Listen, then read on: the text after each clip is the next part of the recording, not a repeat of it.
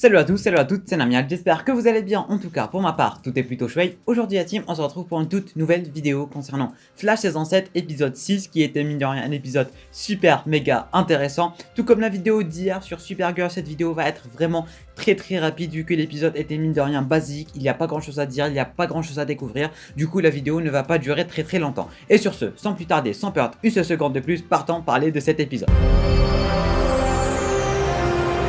Que dire à propos de ce 6ème épisode de cette saison 7 de Flash? Première des choses à dire à propos de cet épisode, c'est qu'il est vraiment unique en son genre et qu'il nous change d'ambiance et qu'on avait vraiment besoin de ce genre de truc, ou plutôt de ce genre d'épisode. Pourquoi? Parce que de 1, il va vraiment se concentrer sur Monsieur Chester.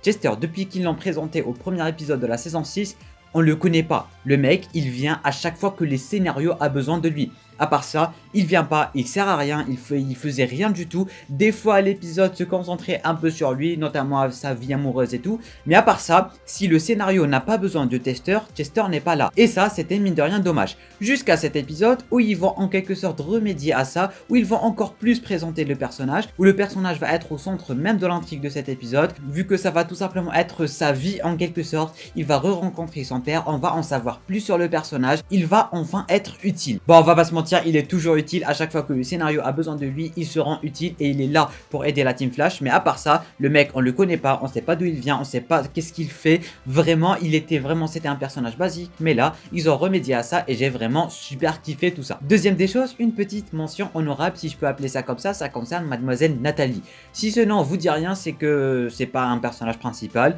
ni même un personnage secondaire, c'est peut-être un personnage très secondaire qu'on a remarqué au début de la saison 6. Elle était apparue à la saison 6 si je dis pas de bêtises. Elle a apparu 4 ou 5 fois dans la saison 6 avec une mention si je dis pas de bêtises. Et on a vu son grand retour durant cette saison 7. Je parle bel et bien de la meuf qui était au début au téléphone avec sa copine. Et là on a un dinosaure qui apparaît. C'était en quelque sorte une ancienne conquête de Chester si je dis pas de bêtises lors de la saison 6.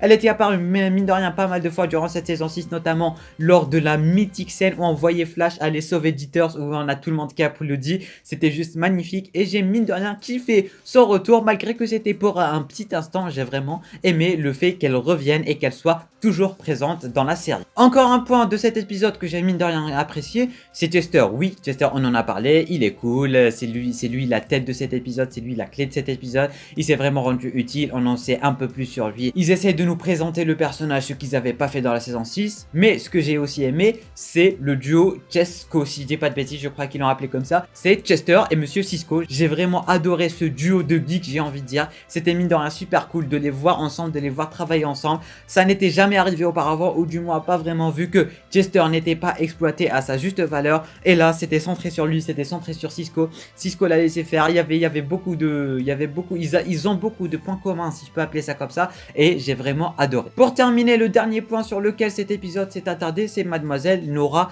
Allen, et non pas Nora Allen, Nora Allen, ou plutôt Mademoiselle Speed Force, qui a pris l'apparence de Mademoiselle Nora Allen.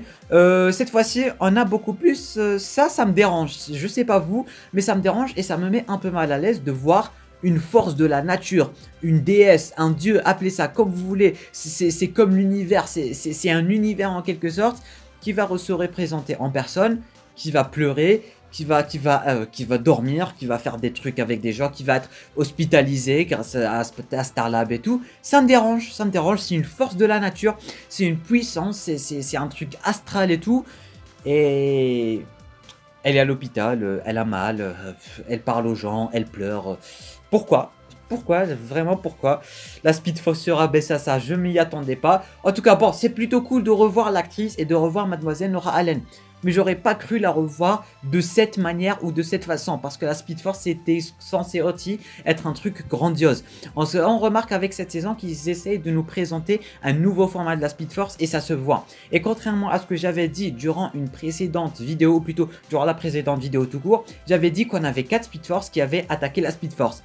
Mais normalement, je dis bien normalement, vu que c'est pas confirmé, peut-être que j'avais tort. Pourquoi ? Parce qu'on a tout simplement 4 Speed Force avec la Speed Force. Parce que dans cet épisode, on remarque qu'on a la Speed Force, et on a la Strength Force, on a la Sage Force, et on a la Steel Force. Du coup, Si on résume bien, durant le prochain épisode, on n'aura pas une nouvelle force, ce que j'avais dit dans la précédente vidéo. Je croyais qu'on avait les 3 Speed Force qui étaient partie de la Speed Force et qu'il restait une autre partie, c'est-à-dire 4, vu qu'on avait 4 éclairs. Mais apparemment, j'avais tort et les 4 éclairs, la Speed Force faisait partie de ces 4 éclairs. Et du coup, techniquement, jusque-là, on connaît nos 4 forces. Et du coup, le fait que la Speed Force se soit réincarnée en aura, ça me dérange légèrement moins, vu que toutes les autres forces, j'ai envie de dire, se sont réincarnées en une autre personne, comme on a pu voir avec Psycho et avec Fuerza, et même avec Monsieur Deon. En tout cas, cette fois-ci, on a une Speed Force qui a des sentiments, qui a des relations, qui a peur pour Barry, qui se sent coupable d'avoir pris l'apparence de Barry, et qui a des émotions. Voilà, elle a des émotions, j'arrête pas de le dire, mais voilà. Et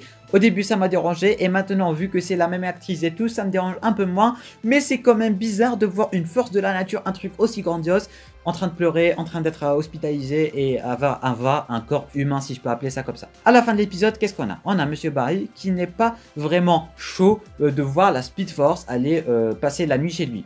Au début, il avait l'air chaud, mais après, quand elle est partie, il avait une certaine réaction qu'on ne peut pas expliquer pour l'instant. Du coup, c'est la fin de cette vidéo. Avant de partir, le petit pouce bleu, l'abonnement ce n'est pas déjà fait, d'activer les notifications, comme ça vous n'allez rater aucun prochain contenu sur la chaîne. Merci pour tous vos retours concernant le premier épisode de l'héritage d'une légende. Et ne vous inquiétez pas, il y aura de l'épisode concernant Barry Allen, concernant Oliver Queen, concernant beaucoup de choses que je vous prépare depuis un petit moment. Alors, restez à l'écoute sur la chaîne. Et sur ça, la team, je vous dis à très bientôt pour une toute nouvelle vidéo. C'était Namiad, portez-vous bien.